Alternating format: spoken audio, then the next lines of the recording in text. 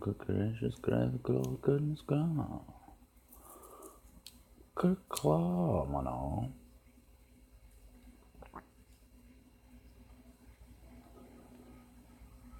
Yeah. Alright, good. Alright, well, we're coming in loud and clear, but we are coming in. I guess that's good.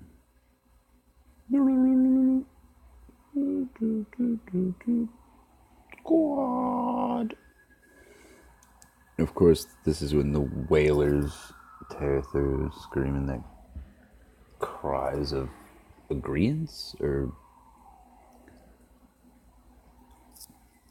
support in the form of loud sirens. I don't know. I don't know why they do that, but they toss them on like they're fucking ringing a doorbell. I mean, even worse than that, like a bike bell, like a fucking dog whistle. They scream it. They terrorize the shit out of these people, I'm sure. Fortunately, I'm not too worried about all that, but I am worried about public consensus, of course, and most assuredly by what people think, of course. But aside from my crippling fear of agoraphobia, coupled with a severe case of agitation and anxiety about,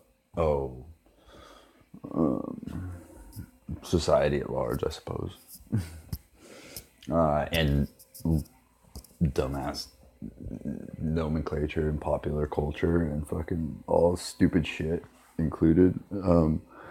I have a marked propensity to gravitate towards that which is conflict sorting, or I guess assorted conflict type of a person. I have a marked propensity to gravitate towards people that are hostile, is the word. It's hostile in a word. It used to be my least favorite word, but that was because it all but encapsulated, defined, dictated, and encompassed my very existence for a day or two, and left some residual memories to linger and play with me later. But anyways, that's neither here nor there. If I get into that, people are gonna think, oh my gosh, he's scarred. He's emotionally crippled kitty cat, and he needs to be doctored and nursed into a 5150 state of sovereign hospitalization. So I think I'll just quit while I'm behind and say into into the ethos and those nasty no-no whalers that always seem to pop up at the most opportune time.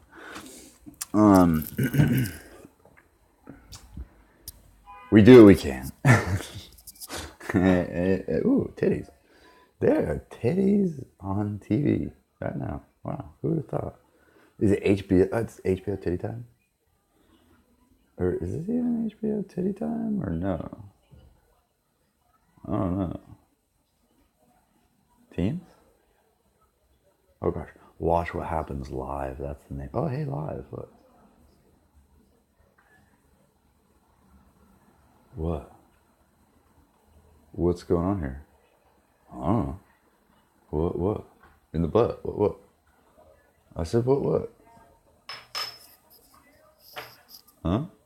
I don't know. But, I don't know if they're happy about that. They're like, what? You didn't tell us that you were going to be on the TV though, because we were on TV, and we would have not been on TV. Really? Okay. Well, surprise. So, let's plug in.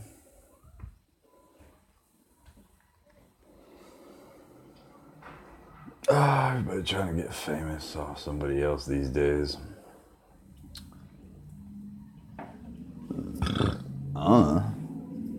What's up with it?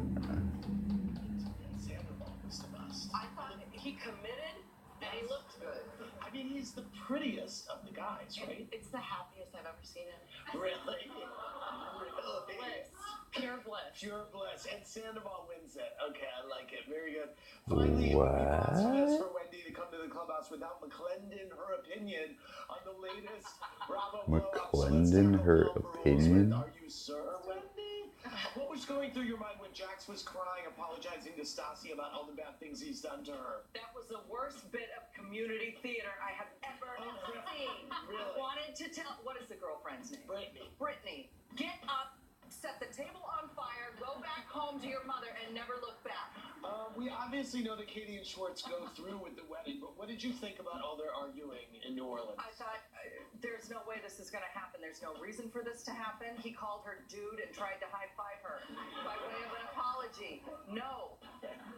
What are your thoughts on seeing Sheena and Shay talk about marriage and how good they're doing, knowing that now they're getting divorced? Well, look, while they were eating boiled crabs, he said, marriage doesn't get easier. Right. He just looked totally defeated, so... Boiled crabs. Yeah. Did you like Brittany's mom? And how do you think Jax did impressing her? Brittany's mom. Wow. Brittany's Sweet mom. lady, but no, I don't think Jax earned any points. Yes, I mean, he's the king of that teeny castle. And, What do you think about Ariana and Tom having a braid guy who comes over to braid their hair? hey, when you're loaded, that's what you do. You have a braid your hair. You know. I guess. I usually catch schizos, yo, so I can throat fuck them. My bad. Our dating life to my current boyfriend. He knows everything. So you see the only guy she's he knows more than you do. You guys were It's good. Schwartz. That's why all this bullshit was said. Carter comes in a situation. Leave him alone. I don't want. Stop trying to ruin it. You can't ruin it for me. I'm glad to see you more happy. Come on, don't be Okay, I will. I will. This shit's all in the past for me. This shit's in the past, It's yo. closed. The book's closed, yo. Wasted were you? I don't know. She's hot, though. Sure gets sick. Her head's gonna fall out. Let's go to Melinda from Alabama. Why? What's your question? Why? Shut up. My question is for Kristen. Hey, Kristen, how are you? Hi. What's your question? Hi. Okay, so I just wanted to know What's your question? how you feel when you see Tom Sandoval bad-mouthing you and branding you as a cheater when he cheated and he cheated just as bad and with somebody that you suspected all along. How do you feel watching that? That's exactly how I feel. What? You just said it. Yeah, that's how I feel. I think it's funny, especially in the preview you just showed where he's like, the book's closed. I'm like, look, you're trying to tell my current boyfriend that we shouldn't be together because I was like a psycho in the past. Like, Carter knows. It's all good. Let's go to Shane from Alabama. Hey, Shane, what's your The question? fuck? People are fucking weird, yo. They're fucking weird. Apparently, Carter just became a cool, hip last name. It's always been pretty fucking cool, but then again, I've always had a black duster from Kristen Taylor and Coulter or some shit like that. I don't know, it's some fucking dumb clothing line.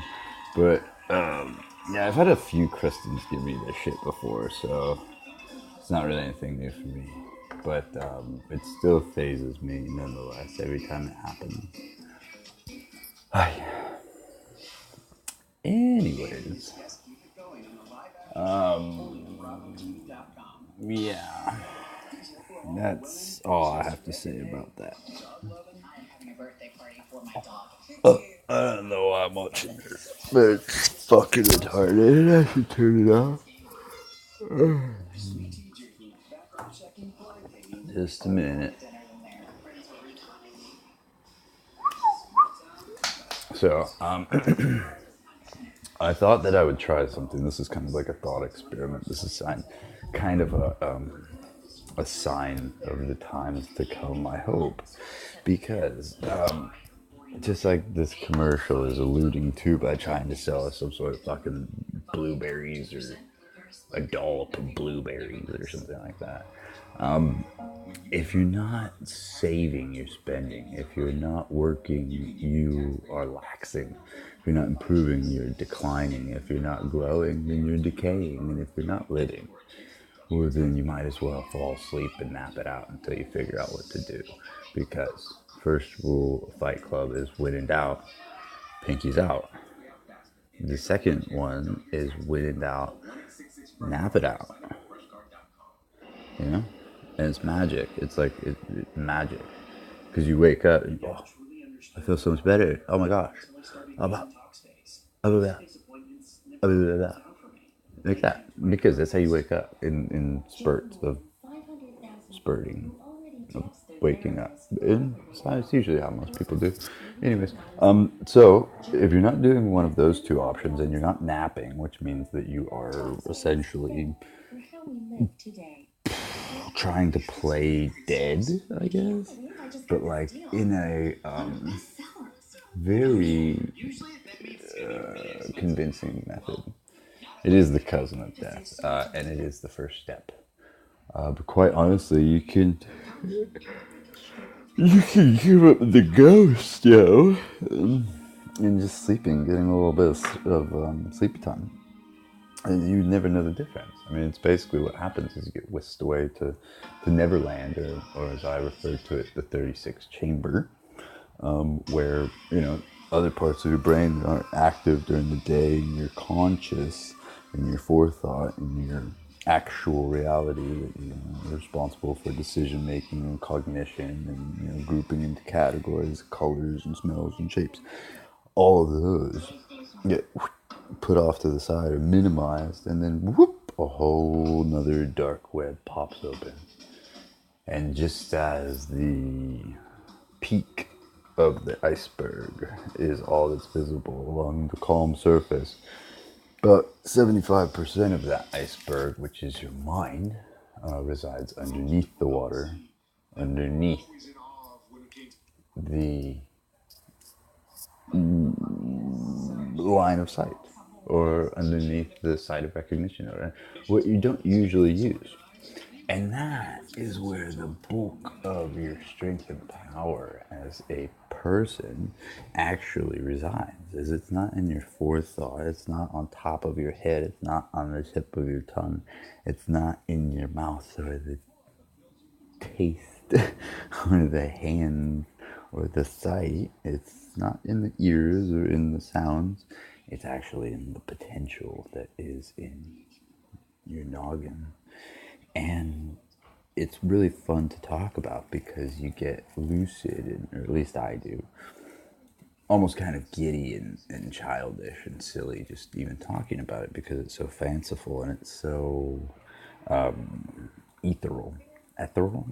It's so above the shoulders that it's purely theoretical, and there's no way of knowing actually if it is in fact what is happening or what you perceive is happening, or if the two are inseparable, or just only a matter of